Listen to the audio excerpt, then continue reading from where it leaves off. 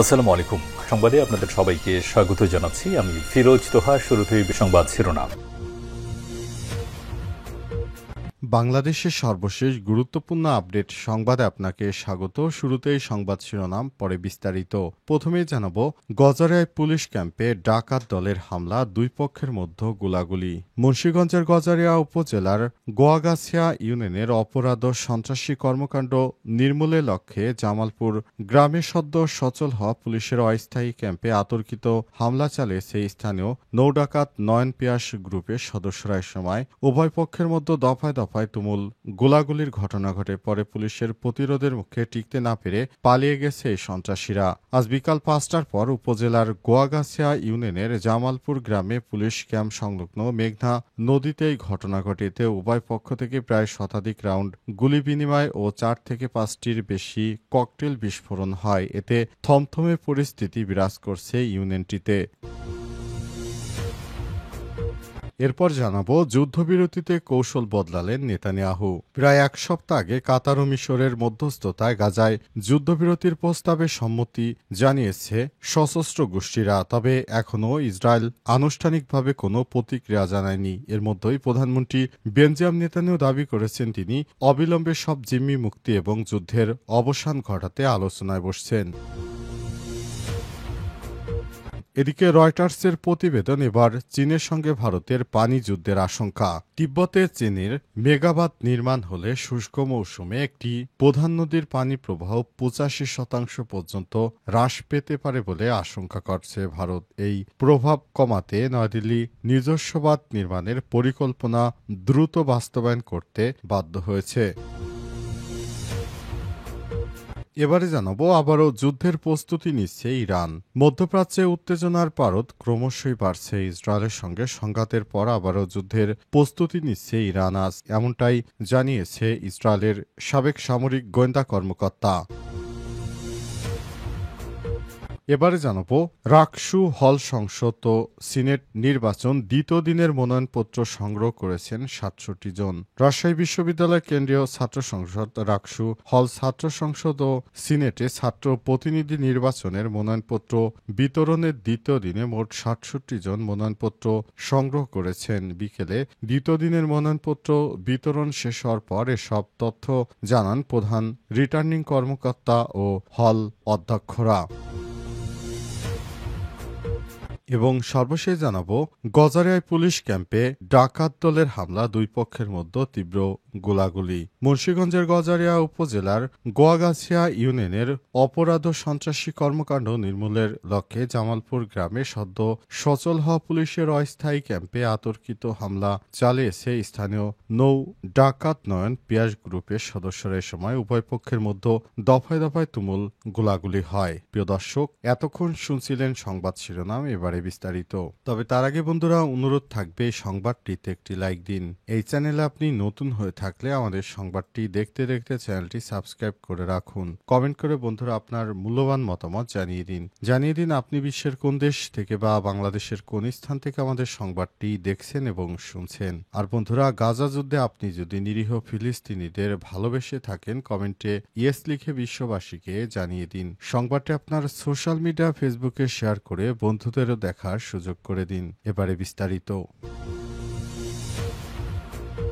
গজারিয়ায় police ক্যাম্পে ডাকাত দলের হামলা, দুই পক্ষের মধ্যে গোলাগুলি। মুন্সিগঞ্জের গজারিয়া উপজেলার গোয়াগাছিয়া ইউনিয়নের অপরাধ ও সন্ত্রাসী কর্মকাণ্ড নির্মূলের লক্ষ্যে জামালপুর গ্রামে সদ্য সচল হওয়া পুলিশের অস্থায়ী ক্যাম্পে অতর্কিত হামলা চালিয়েছে স্থানীয় নৌডাকাত নয়ন পিয়াস গ্রুপের সদস্যরা। সময় উভয় পক্ষের মধ্যে দফায় দফায় তুমুল গোলাগুলির ঘটনা ঘটে। পরে পুলিশের প্রতিরোধের মুখে টিকতে না পেরে পালিয়ে গেছে এই সন্ত্রাসীরা। আজ বিকাল 5টার পর উপজেলার গোয়াগাছিয়া ইউনিয়নের জামালপুর গ্রামে পুলিশ ক্যাম্প সংলগ্ন মেঘনা নদীতেই ঘটনা ঘটে। এতে উভয় পক্ষ থেকে প্রায় শতাধিক রাউন্ড গুলি বিনিময় ও 4 থেকে 5টির বেশি ককটেল বিস্ফোরণ হয়। এতে থমথমে পরিস্থিতি বিরাজ করছে ইউনিয়নটিতে।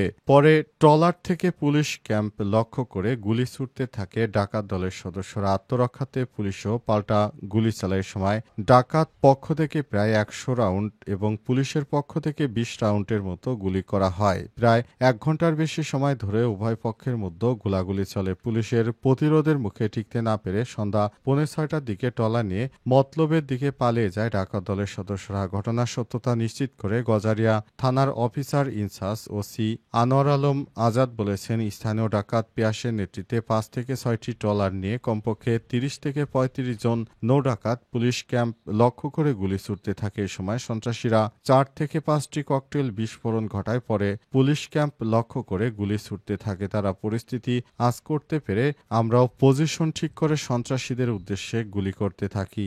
আমাদের দিকের থেকে 19 রাউন্ডের মতো গুলি করা হয়েছে। আমাদের কোনো পুলিশ সদস্য আহত হয়নি, তবে কোনো সন্ত্রাসী আহত হয়েছে কিনা সেটি বলতে পারবো না। ইয়েমেনে ইসরায়েলের বিমান হামলা নিহত 10। ইয়েমেনের রাজধানী সানায় অভিযান চালিয়ে ইসরায়েলের বিমান বাহিনী IAF এতে নিহত হয়েছে কমপক্ষে 10 জন এবং আহত হয়েছে আরও 92 জন। আহতদের মধ্যে 7 জন শিশু এবং 3 জন নারী রয়েছে।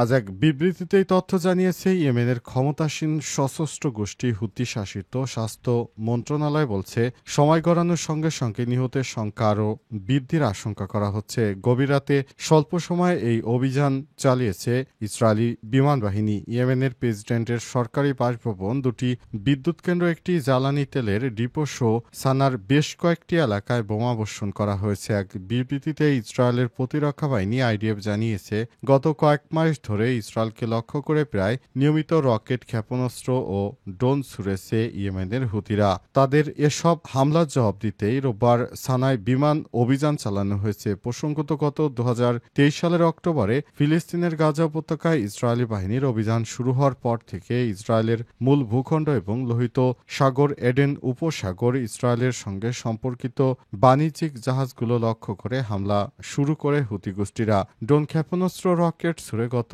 2 বছরে লোহিত সাগর ও এডেন উপসাগরে বেশ কয়েকটি বাণিজ্যিক জাহাজ ডুবিয়ে দিয়েছে হুতি যোদ্ধারা।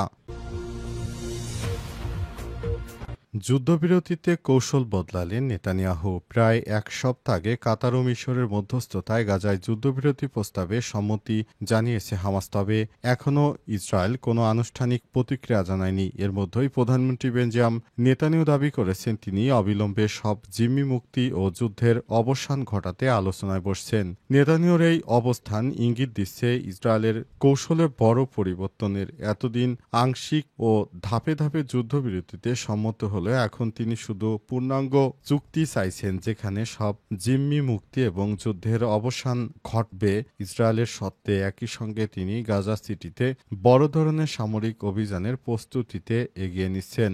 নেতানিয়াহু ঘোষণা দেন, তিনি আলোচক দলকে নির্দেশ দিয়েছেন যুদ্ধ শেষ ও সব জিম্মিকে ফেরানোর বিষয়ে আলোচনা শুরু করতে। তবে তিনি একবারও চলমান প্রস্তাবের কথা উল্লেখ করেনি, যেখানে অর্ধেক জিম্মি মুক্তির বিনিময়ে অস্থায়ী যুদ্ধবিরতির কথা বলা হয়েছে। ইসরায়েলি কর্মকর্তারা বলছেন, গাজা সিটিতে আসন্ন হামলার হুমকির কারণে হামাস কিছুটা নমনীয় হয়েছে। তাদের বিশ্বাস, সামরিক চাপই হামাসকে আরও ছাড় দিতে বাধ্য করবে। তবে প্রায় 2 বছরের যুদ্ধে বড় ক্ষতির পরও হামাস এখনও পুরোপুরি পরাস্ত হয়নি। নেতানিয়াহু তাই নতুন নতুন কৌশল অবলম্বন করছে, যাতে করে তারা ফিলিস্তিনের সশস্ত্র গোষ্ঠীকে দমন করতে পারে।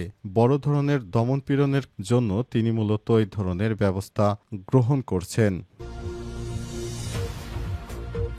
রয়টার্সের প্রতিবেদন, এবার চীনের সঙ্গে ভারতের পানি যুদ্ধের আশঙ্কা। তিব্বতের চীনের মেগাবাঁধ নির্মিত হলে শুষ্ক মৌসুমে একটি প্রধান নদীর পানি প্রবাহ 85% পর্যন্ত হ্রাস পেতে পারে বলে আশঙ্কা করছে ভারত। এই প্রভাব কমাতে নয়াদিল্লি নিজস্ব বাঁধ নির্মাণের পরিকল্পনা দ্রুত বাস্তবায়ন করতে বাধ্য হয়েছে। বিষয়টি সঙ্গে সংশ্লিষ্ট 4টি সূত্র এবং একটি সরকারি বিশ্লেষণের বরাতে এক প্রতিবেদনে তথ্য জানিয়েছে রয়টার্স। ভারতের সরকার 2000 সালের গোড়ার দিকে তিব্বতের আংশি হিমবাহ থেকে জলপ্রবাহ নিয়ন্ত্রণের জন্য প্রকল্পগুলো বিবেচনা করে আসছে, যা চীন, ভারত এবং বাংলাদেশের ভাটিতে 10 কোটির বেশি মানুষের বাসস্থান। কিন্তু সীমান্তবর্তী রাজ্য অরুণাচল প্রদেশের বাসিন্দাদের তীব্র এবং সহিংস প্রতিরোধের কারণেই পরিকল্পনাগুলো বাধাগ্রস্ত হয়েছে। তাদের আশঙ্কা, যে কোনো বাঁধের ফলে তাদের গ্রাম ডুবে যাবে এবং জীবনযাত্রা ধ্বংস হয়ে যাবে। এরপর ডিসেম্বরে চীন ঘোষণা করে তারা ইয়াংলু ঝাংবো নদী বা বাংলাদেশে যে ব্রহ্মপুত্র নদ রয়েছে সেটির উপর